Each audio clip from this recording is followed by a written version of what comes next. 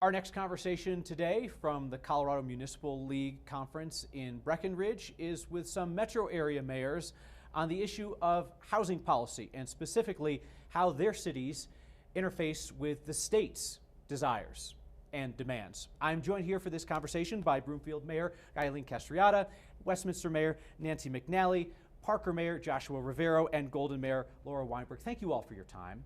Thank you. Just quick show of hands. How many of you think that your community needs more housing of some kind? More housing in your community? All of you. Okay. How many of you believe that your community needs more multifamily housing? Two of the four, I got some back and forth. How many of you think that the state's current approach of mandating housing density is the right approach? No across the board. Let's dive in. Governor spoke earlier today to mayors, city and town officials from across the state, when he specifically said, some of you in this room could go on and beyond what we want using local control. There was audible laughter in the room. Which one of you wants to jump in first to tell me about the relationship you feel like you have with the state as it relates to housing policy? I'm happy to go first. Well, I serve as chair of the Metro Mayors Caucus, and that's an important thing to note. We are 38 mayors and cities that represent more than half of the state's population, and we unanimously agree that local decision-making needs to be protected. We may not disagree with the goals, but we're already working on solutions. We've had a multi-year process of streamlining our development review process, creating new zone districts for higher density along transit. We passed ADUs 5 years ago. We've had 5. So that hasn't been the magic bullet. And I think what we believe is partnership is preferable to preemption. We're willing partners in this crisis, but one size doesn't fit all as it's coming to light. And every community doesn't need the hammer that's come down because many of us are already doing this work and doing it willingly because we know we need to increase our housing inventory. But this approach is all wrong for Colorado. Mayor McNally, I'm sure that the governor and other folks who support his approach would say if you guys were doing enough, fast enough, then the state wouldn't need to get involved. I have talked to so many communities this week at CML, and it isn't that there aren't permits out there ready to build. I think you have 9,000. I don't know how many you have. It's the market right now. It's too expensive to build. We've got condos ready to go. They're just keep waiting a little bit for something to happen. So we don't control the market. We've put everything in place for things to be ready. We have permits ready. I haven't talked to a city that don't have permits ready. They're there for the taking for a builder. The builders haven't come to pick them up yet. Mayor, so that's units in the pipeline is what she's talking about. I know Thornton has 9,000. We have several thousand units that we've approved, ready to be built, but we don't build it. We can approve them as fast as we can, but it's up to the development community to turn dirt and to finally start these projects. We have a project that hasn't moved forward in 2 years. The bond market's very volatile. Financing is hard to get. It's the money that is the biggest detriment to our housing projects going forward. None of it has anything to do with zoning. Mayor Rivera, I've heard you talk about how you can't build a community that people want to live in, you're the mayor of Parker, and then expect that people don't want to come and move in, and that it's going to grow. You're absolutely right. How would your approach to growth differ from the governor's approach to growth? I think my approach to growth is it has to come from the people. This is their community. They chose to move to Parker, to raise their children in Parker, as I did, as my parents did. And we built that community the way we want to see the community. And so when you have a mandate come down from the state that says all 271 of you are exactly the same, that doesn't make sense because I differ from Golden and I differ from Westminster. I mean, we have a specific blend or brand that is Parker. We recognize, most citizens are like, wait, we don't need any more multifamily, but we recognize we do. We need multifamily for workforce, we need multifamily for elders, we need multifamily for sale, we need multifamily for rent, because what happened was, and we can talk about construction defects, but what happened with construction defects is you have that missing piece. So we have people in Parker that are stuck in the rental market, though guess what? Rents are going up. Or we have people in Parker that are young and too early probably to get into home equity and they're house poor because there's nothing, there's not that step in the middle. I know my first step into equity was a condominium. We're missing that. And this, everything that's going on today, in my opinion, is a direct result of what the state did when they got involved in housing a while ago. If I could ask you a follow-up question, you're the only Douglas County mayor here. Yes. I have heard some folks say that they don't want to see multifamily housing in Douglas County. They'll come right out and say it brings in a certain kind of person, which is a hell of a statement. It is. When you hear things like that, what do you hear and think? First, I have to get over the hurt, the pain. I lived in multifamily. My mom moved here to work at Martin Marietta back at the time, and we lived in your neck of the woods and in a multifamily house. And so I think a lot of people that have lived in apartments take it personally. I don't think enough people speak up. It's changing in Parker. People are getting vocal. Those citizens, those people that live in the multifamily are working in our schools. They're working in my business. I have folks that work for me that can't afford to live in their hometown. They are living in Denver and Inglewood and commuting to Parker to work at a coffee shop. Why? We don't have enough. Mayor Weinberg, let me ask you this. Is there a responsibility for communities that have the amenity of transit to provide density around that transit? So let me start with where you began. You know, what do we think about the state? We have already been working on housing, including housing density in Golden, for decades. But we've done it in a way of planning and with community input and with very specific geography constraints of our community. And we've put those practices in place by rewriting our zoning code, by passing ordinances and policies that encourage density in appropriate areas. And so going back to where you started, we believe what we are doing is not only to encourage more housing and density, but to do it in the local context that our community supports. So it's not a question of do you believe in housing density or not, it's where is it appropriate, where is it not. Our historic neighborhoods from the 1800s, probably not appropriate to tear those up. We want to preserve that history of Colorado from when we were a territory before we were actually a state. And so context is really important.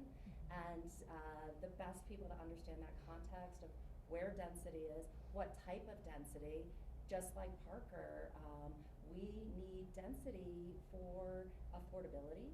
We need it for workforce. We have a lot of people who work in the city. We need it for our seniors who want a for sale product. They don't want to move to a rental, but they want to stay in their community. And so those are multi-unit type developments, whether it's a high rise or row homes. And those are things that are not being built. And the state mandates are not actually going to make those things happen. And I just want to share for us, in 2004 we passed fast tracks. And so we have 3 stops along with what we're supposed to have for the B line. We took that seriously. We have poured millions of dollars into those 3 stops. You could come and I can show you the multifamilies and the high rises and lots of different kinds of living that we have put at each of those stops. And that was not even considered when we got the formula for what we needed for the state mandates. So the governor is now threatening to withhold some state funding from municipalities that do not comply. By a show of hands, do any of you plan to urge your cities to change their approach because the governor is making the threat to pull funding? Is anybody going to do that? So you're willing to lose funding? You don't think it will come to that? Where does this end? Or where does it go next, I should say? Well, we're gonna kind of wait and see how the lawsuit goes. I'll bring it up because most of us support the protection of home rule, and we're not in favor of this preemptive legislation. So we're very supportive of what the cities are doing. We may join, as a friend, but what we want to convey is that we're doing this work already. We don't need a mandate. We don't need threats. We really are willing partners. We've done a couple of projects already with DOLA, with very low income housing, and that's how it works best when we can work together. And that's what's been lost. Now we've been vilified because we're not, doing enough. But there's only so much that we can control. Like I said, the pace of development is controlled by the market, not our zoning, not our decisions, and that's where we're pushing back. Could I go down the line on something, because you talked about some of those factors that are inhibiting the addition of housing from your perspective. We know what the state is asking of you all. I'd like to go down the line and hear from each of you on what you think the state could do better to be a partner with you on this issue. If I could hear from each of you briefly on that. We'll start with Mayor Weinberg. Sure. So, like I mentioned, we've been doing this work for a long time. And one example, we have allowed for ADUs in our city for the last 15 years. We've been successful. We have 100 ADUs, housing units that have been built. When the state takes up a new law and creates conditions around that, our concern is those specific conditions will create barriers to our success. What is working in our community is successful right now. And if the state is not recognizing and acknowledging that success and saying you must do it exactly this way, that every other city in the state must do it that way, rather than saying we acknowledge your success, we acknowledge that your local decision making is going in the right way, how can we support you to further that success? That is the type of partnership we want, to acknowledge the work that we've already done, the successes that we have, and say, how do we help leverage that further, rather than now you have to do work to change it, which might actually be detrimental. Mayor Rivera. I'm probably a little different. I would like the state to stay in its lane. We all have state highways that run through the middle of our towns. Take care of the state highways. Stop putting down, stuff on us that we have to take care of, that take dollars away from our communities, and we could be investing into what we want to see in our community, because we have to go and bankroll the state on some of their failures in infrastructure. So I would hope that the state would more focus on what they're supposed to do in our communities and less focus on what we as home rule municipalities are supposed to do. Mayor McNally. Our staff came to us the Monday after we had spent 8 hours in a long strategic planning meeting on Saturday. They were bold. How many of your staffs come to you and say, okay, here's what we've been working on with these new laws coming. We know we just went through strategic planning, but here's all that we're going to be getting done if we go with what these laws are, and what you just did on Saturday, we just won't have time for. So we took a deep breath and we asked the question, so we've heard that we won't have state money coming in. We researched how much state money that we wouldn't have coming in, and it was minimal, and we knew that going in, and so it just gets back to, no one came out and talked to us. They didn't look at our 3 transit-oriented developments, which that is where the kinds of things the state wants, and it makes sense because that's where the transit orientation is. We have buses. We only have one train that dead ends from the G line because we don't have the B line. And but we built in good faith. And we don't have power in one. We've told Excel 3 years ago, here's what's coming because we need this kind of housing. And there's no substation made, so we don't have that. The other thing is, we spent 2 years for our, when I came back as mayor, we didn't have our comp plan. It had failed for the year before, and it was failing when I came back on because the building in the comp plan was more than we have water for at Stanley Lake. We only have one resource for our water. So we worked hard. We have to have the developers that own that land agree to our planning and what we think we need with the city, that here's all the things we have, what's missing, what else do we need.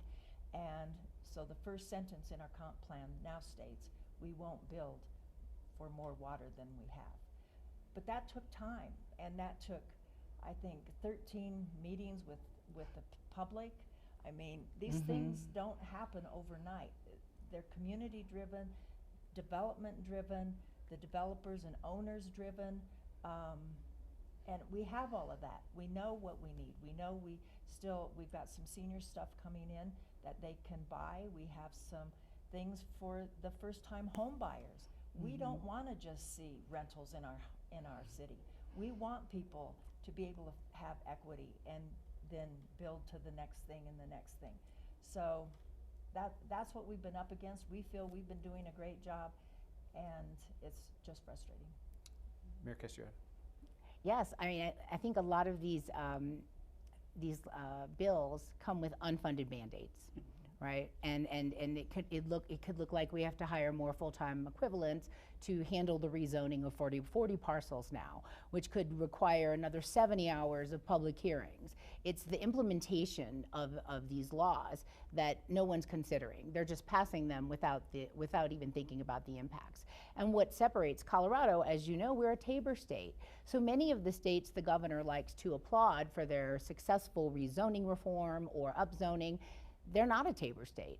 Washington state provided $600 million to communities when they passed their zoning reform to help subsidize the building of the homes. We know we're not going to get that here, right? So they keep trickling down and putting the funding obligations on us, and we don't have the funds either. If you know, you're paying attention, we're all going to be tightening our belts and practicing ruthless prioritization. So that's where the local control and the local decision making really matters. You know, Governor Polis is not the only prominent elected official in America these days who is saying, comply with this law that matters a lot to me, or I'm going to withhold funding. You know, Donald Trump does that quite a bit too. All of you have constituents who love Donald Trump, and all of you have constituents who really dislike Donald Trump. Is a fair comparison in your mind between Polis's approach and Trump's approach? Yes, it's fair. It's ironic to me that It's that very Trump did fair. it to him and he turned around and did it to us. I was taken aback. I almost spit my coffee out because, like, are you kidding me? You just yelled at Trump you stood up to Trump, and now you expect us to sit down quietly and you threaten us? So I was shocked. Final word on this. We've talked a lot about the state and about the governor, his priorities. I would like to hear from each of you, speaking to people who want to move into your community, who are in your community and want to move from renting to buying, who hear people fighting, they hear discussions about things that are outside their day-to-day universe, you know, developers and bond rates and things like that, and they just want to know, what is the pathway to me becoming a part of your community or moving to the next step in life and in home ownership in your communities? If I could hear from each of you in turn on that. Mayor Castriota. Yes, well, we do have to listen to our residents. We directly serve them, and what we did in response to the housing shortage in Broomfield is first we did a housing needs assessment. We figured out how many vacancies we needed, and so we passed an inclusionary zoning ordinance 3 years ago, which required new development to include a certain portion of all the units, 20% at a lower area median income.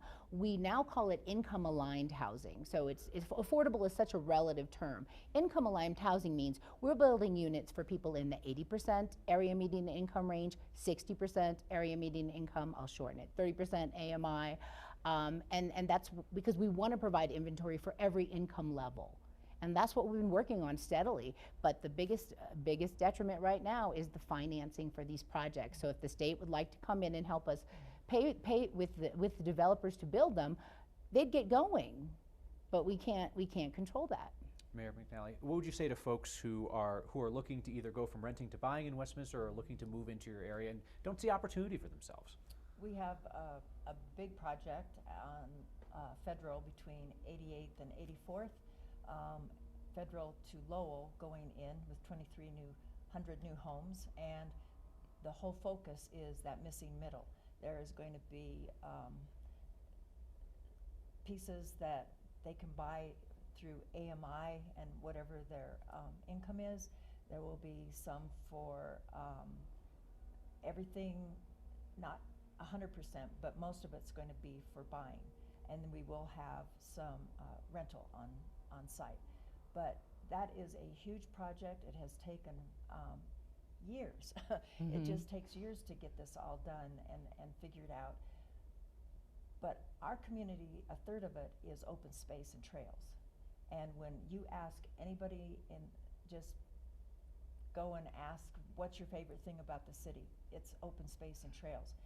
And during COVID, all of that went up over 400% of using those places. My biggest fear is with people telling us what we can do and what we can't do is that somebody would decide, well, you have all this open space that we could put homes. You need to start using it. That's my fear. Never been mentioned. Shouldn't probably mention it here, but that's what people come for. And when I had a reporter go in my car for 2 hours and he kept saying, well, but if people really want that density and this and this and this, I said, they have choices. If they want that, they can either go to Denver or another city. And I used all of our cities as I knew what's special about each city, and people have those choices.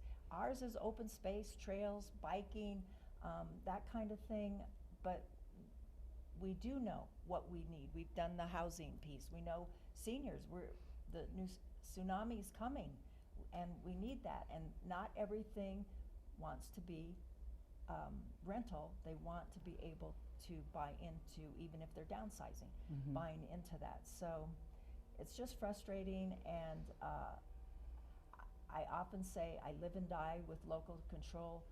When you take one piece of sliver of that local control that's in the state constitution for home rule cities, you take a piece of that away, and soon we'll have nothing.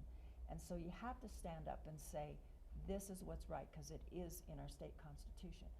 Our approach was from that night when our staff sat there and said, we're just coming to you. What do you want us to do? And we said, we're not doing this. We are going ahead with the plans that we have spent the money on and where we're headed.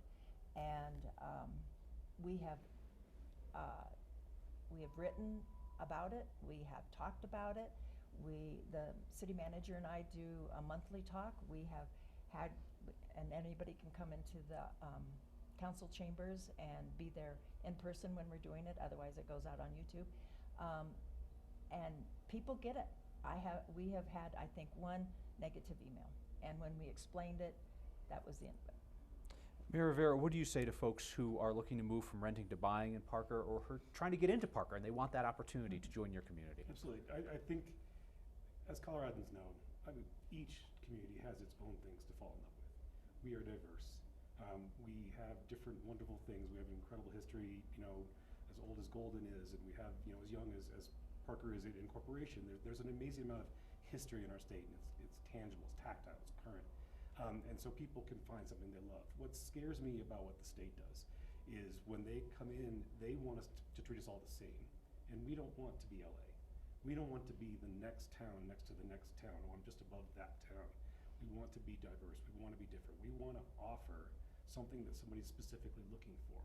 I don't want to go out and say, we can do it all. Well, we can do it all. And we identified that there was a lack of condominiums, so the council, when I was on council, we decided that we were going to put a mandate that said if you're going to build apartments, you have to condo map them, so in 7 years they can be condominiumized. If we can't get them built fresh, we will make sure that they can churn. And so we are trying, and we are going to do everything we can to ensure that we have the range of housings that can make that can make our town successful.